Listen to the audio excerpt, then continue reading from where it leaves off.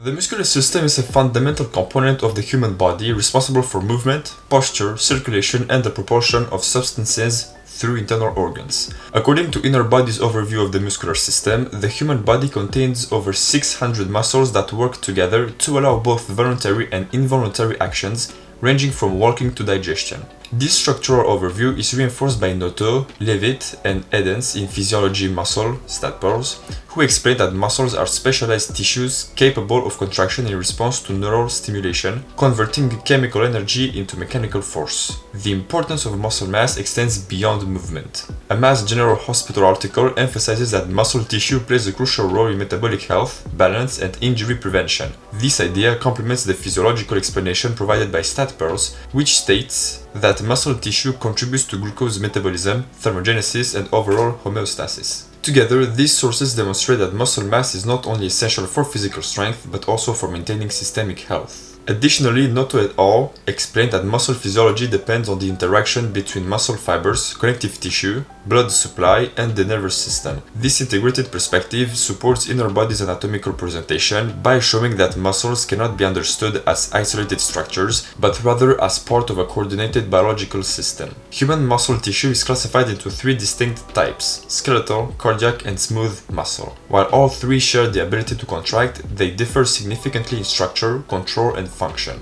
This classification is constantly described across the Staples sources on muscle physiology, which together provide a unified framework for understanding muscle specialization. Skeletal muscle is responsible for voluntary movement and posture. According to McMuller, Jesu, and Callahan in Physiology, Skeletal Muscle, Staples, skeletal muscles are striated, multinucleated, and under conscious control via the somatic nervous system. This description is supported by Noto et al., who explain that skeletal muscle fibers are long, cylindrical cells designed to generate strong, rapid contractions. McMuller et al. Further explain that skeletal muscles attach to bones and function by shortening, thereby producing movement at the joints. This functional explanation aligns with Inner Body's anatomical overview, which visually demonstrates how skeletal muscles span joints and operate in opposing pairs. The consistency between anatomical structure and physiological function across these sources highlights how skeletal muscle is uniquely adapted for precise and forceful movements. Cardiac muscle is found exclusively in the heart and is responsible for pumping blood throughout the body. Ripa et al. In Physiology, Cardiac Muscle, Staples, describe cardiac muscle as striated like skeletal muscle but involuntary like smooth muscle. This combination allows the heart to contract rhythmically without conscious control. Ripa et al. Emphasize the presence of interconnected discs, which allow cardiac muscle cells to function as a coordinated unit. This explanation complements the broader muscle physiology discussion by Noto et al., who note that cardiac muscle's automaticity and resistance to fatigue are essential for sustaining life. Together, these sources illustrate how cardiac muscle structure directly supports its continuous and life-sustaining function. Smooth muscle is found in the walls of hollow organs such as blood vessels, the gastrointestinal tract, and the uterus. Hafen and Burns in Physiology, Smooth Muscle, Staples, explain that smooth muscle cells lack striations and are controlled involuntarily by the autonomic nervous system and hormones. This source explains that smooth muscle contractions are slower and more sustained than those of skeletal muscle, making them ideal for processes like peristalsis and vascular tone regulation. Noto et al. Support this explanation by noting that smooth muscle is a highly adaptable and capable of maintaining tension over long periods with minimal energy expenditure. Together, these sources demonstrate how smooth muscle structure is optimized for internal regulation rather than rapid movement. The gross anatomy of skeletal muscles refers to their visible structure, location, and organization within the body. Wikipedia's list of skeletal muscles of the human body provides a comprehensive catalog of major muscles, illustrating how they are grouped by region, such as the upper limb, lower limb, trunk, and head. Lumen Learning's Muscular System chapter explains that skeletal muscles typically work in antagonistic pairs, meaning one muscle contracts while the opposing muscle relaxes. This concept is reinforced by Wikipedia's skeletal muscle article, which describes how muscle actions depend on origin, insertion, and the direction of pull. Together, these sources clarify how gross anatomical arrangement enables coordinated movement. For example, the biceps brachii and triceps brachii are positioned on opposite sides of the upper arm. Lumen Learning explains that when the biceps contracts to flex the elbow, the triceps relaxes and vice versa. This functional explanation directly supports the anatomical listings provided by Wikipedia demonstrating how structure and function are inseparable in skeletal muscle anatomy. Muscle function depends heavily on connective tissue that transmit force and maintain structural integrity. According to the Allen Biology resource, tendons are cord-like structures that connect muscle to bone, while aponeuroses are broad, flat sheets of connective tissues serving a similar purpose. This distinction is important for understanding how muscles with different shapes attach to skeletal structures. Javed, Maldonado, and Ashmian, in Anatomy, Shoulder and Upper Limb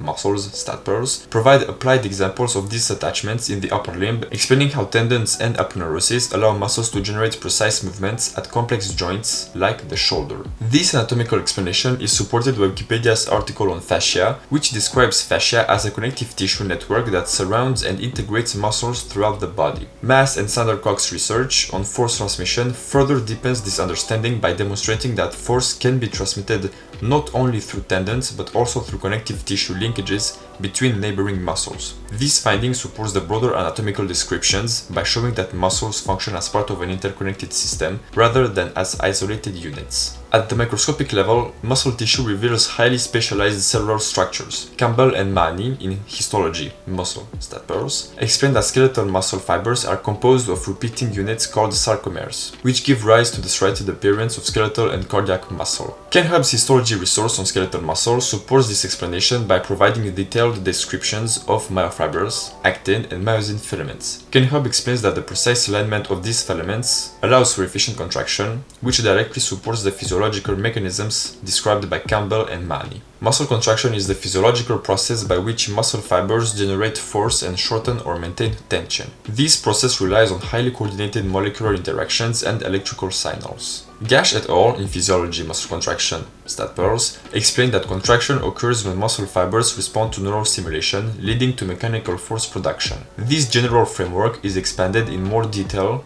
by sources that focus on the molecular and cellular mechanisms involved in contraction. The sliding filament theory explains the fundamental mechanism of muscle contraction at the molecular level. According to Wikipedia's article on the sliding filament theory, muscle contraction occurs when thin actin filaments slide past thick myosin filaments within the sarcomere, shortening the overall length of the muscle fiber without the filaments themselves changing length. This explanation supports the histological descriptions presented earlier by Campbell and Mahoney, as the repeating sarcomere structure described in muscle histology provides the physical basis for filament sliding. The Wikipedia source further explains that cross-bridge formation between myosin heads and actin filaments, powered by ATP, is responsible for this sliding action. This molecular explanation aligns with Gash et al.'s broader physiological description of contraction, showing how microscopic interactions lead to macroscopic muscle movement. Excitation-contraction coupling is the process that links electrical stimulation of the muscle fiber to the mechanical process of contraction.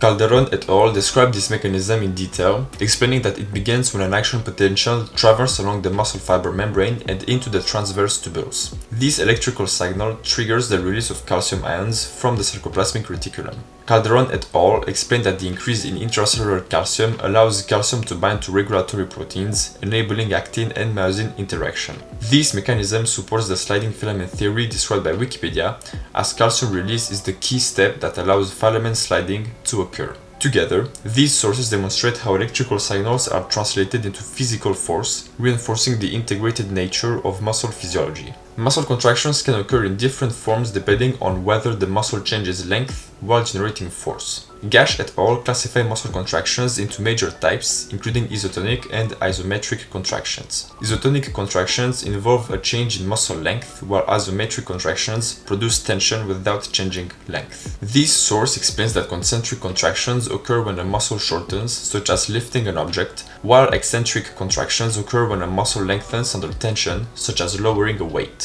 These distinctions build upon earlier discussions of muscle anatomy by showing how the same muscle structure can produce different functional outcomes. By explaining these contraction types, Gash et al. Provide a functional bridge between muscle physiology and real-world movement. Muscle contraction is controlled by the nervous system through structures known as motor units. Wikipedia defines a motor unit as a single motor neuron and all the muscle fibers it innervates. This definition highlights the fundamental role of neural control in regulating muscle force and precision. Lumen Learning's chapter on nervous system control of muscle tension expands on this concept by explaining that smaller motor units allow for fine motor control. while larger motor units generate greater force but less precision. This explanation supports Wikipedia's description by providing functional context. Together, these sources demonstrate that muscle control depends not only on muscle properties, but also on neural organization and recruitment patterns. Muscle contraction requires a continuous supply of energy, primarily in the form of ATP. Without ATP, the molecular interactions necessary for contraction and relaxation cannot occur.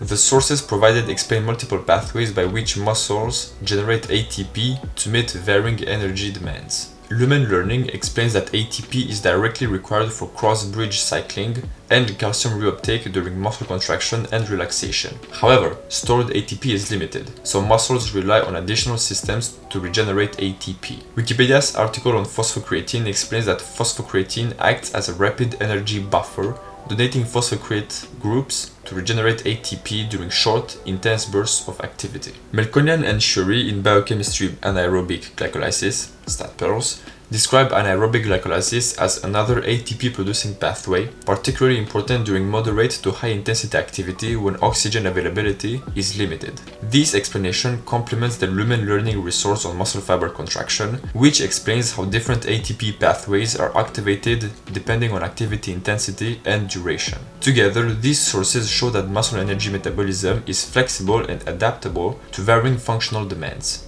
Muscle fatigue occurs when a muscle's ability to generate force declines. According to Wikipedia's article on muscle fatigue, this condition can result from energy depletion, accumulation of metabolic byproducts, or impaired neural signaling. This explanation aligns with earlier discussions of ATP depletion and anaerobic metabolism, as insufficient energy availability directly affects cross-bridge cycling. By connecting energy systems to functional outcomes, this source reinforces the idea that muscle performance depends on both metabolic and physiological factors. Muscle fatigue thus represents a protective mechanism that limits excessive strain on muscle tissue. Skeletal muscles are composed of different fiber types, each specialized for particular functional roles. Wikipedia's article on skeletal muscle explains that muscle fibers vary in contraction speed, fatigue resistance, and metabolic properties. Skeletal muscle fibers are commonly classified into type 1, type 2A, and type 2B X based on their speed of contraction, metabolism, and resistance to fatigue. Type 1 fibers, slow twitch, contract slowly, generate less force, and rely mainly on aerobic metabolism, making them highly resistant to fatigue and ideal for endurance activities such as posture maintenance and long-distance running.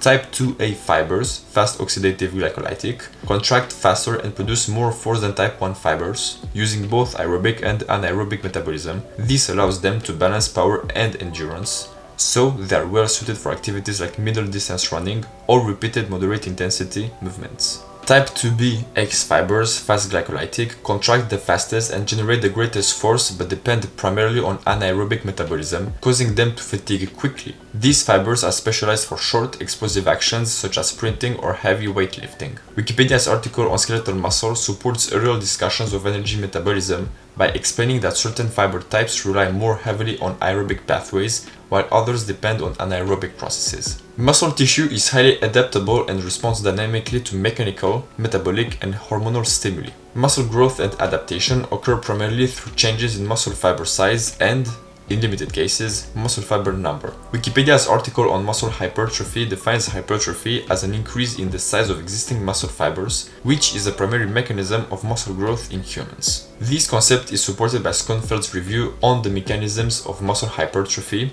which explains that resistance training stimulates muscle growth through mechanical tension, metabolic stress, and muscle damage. Schoenfeld's analysis provides empirical support for Wikipedia's definition by detailing how these stimuli activate intracellular signaling pathways that lead to increased protein synthesis. In contrast, Wikipedia's article on hyperplasia explains that hyperplasia refers to an increase in the number of muscle fibers. However, this source notes that evidence for significant hyperplasia in adult human skeletal muscle is limited. This distinction is reinforced by Schoenfeld, who emphasizes that hypertrophy rather than hyperplasia accounts for the majority of muscle growth observed in resistance training studies. Protein biosynthesis is central for muscle adaptation.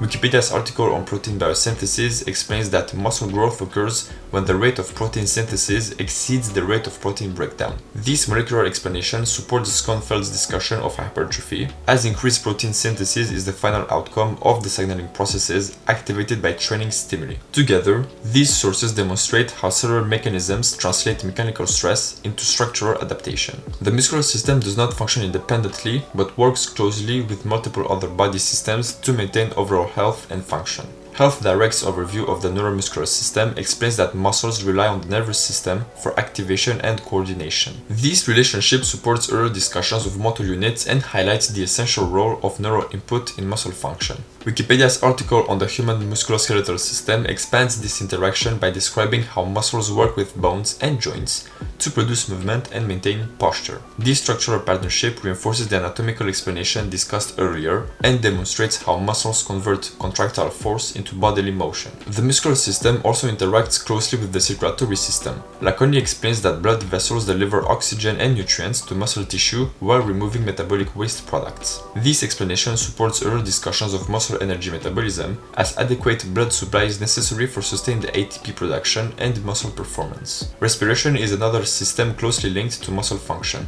Wikipedia's article on muscles of respiration explains that muscles such as the diaphragm and intercostals enable breathing by altering thoracic volume. This source reinforces the idea that muscle contraction is essential not only for movement, but also for vital life processes. Finally, Iglesias describes muscle tissue as an active endocrine organ that secretes signaling molecules known as myokines. This source expands the traditional view of muscle function by explaining how skeletal muscle influences metabolic regulation and endocrine health. Together, these sources illustrate that the muscular system plays a central role in integrating multiple physiological systems. Muscle tissue is susceptible to injury and dysfunction, particularly under conditions of excessive or improper loading. Broske and Morgan explain that eccentric exercise where muscles lengthen under tension is a major cause of muscle damage. Their research describes mechanical disruption at the muscle fiber level, which aligns with earlier discussions of contraction types. Exercise-associated muscle cramps are another common muscular issue.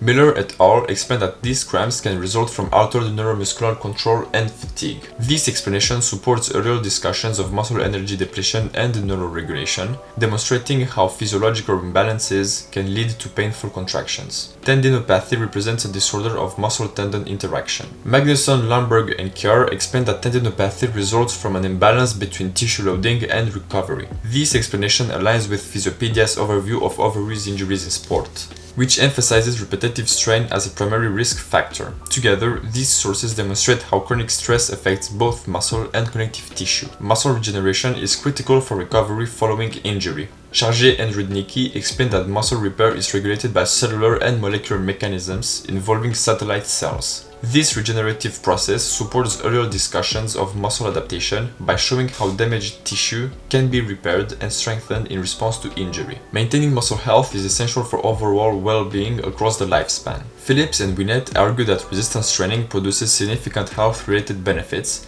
including improved muscle strength, metabolic health, and functional capacity. Their findings support earlier discussions of muscle hypertrophy by demonstrating its relevance beyond athletic performance. Sleep also plays a crucial role in muscle maintenance. Song et al. Found that changes in sleeping behavior are associated with alterations in skeletal muscle mass. This finding complements the training-focused perspective of Phillips and Winnet by highlighting recovery as a key component of muscle health. Together, these sources demonstrate that muscle health depends on a balance of physical activity, adequate recovery, and systemic support. Proper maintenance not only preserves muscle mass, but also contributes to long-term health and disease prevention.